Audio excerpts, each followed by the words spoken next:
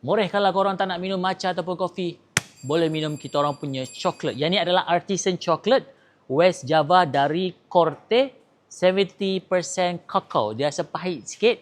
Halal, jangan risau. So hari ni aku nak tunjuk kat korang macam mana kita buat kita punya coklat, memang pure coklat. Pertama kita masukkan dia punya fresh milk. Kita pakai fresh milk Seterusnya campuran susu dan serbuk koko ni kita akan steam pakai kita punya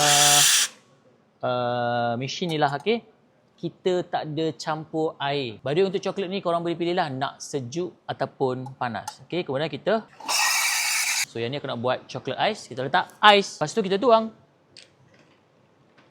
Dia kalau ais ni dia akan cair sikit lah sebab ada ais. Tapi kalau korang nak betul-betul pure, boleh minta yang panas. Boleh kacau sikit. Bismillahirrahmanirrahim. By the way, rasa dia, korang akan perasan dia rasa macam Milo sikit. Sebab dia rasa malty. Milo tu dia adalah coklat malty kan. Tapi dia tak sama dengan Milo sebab dia rasa lebih dark. Okey, rasa coklat dia lebih pahit. By the way, yang ni untuk aku kalau tak tambah gula dah okey dah. Tapi kalau korang nak tambah gula tak ada masalah.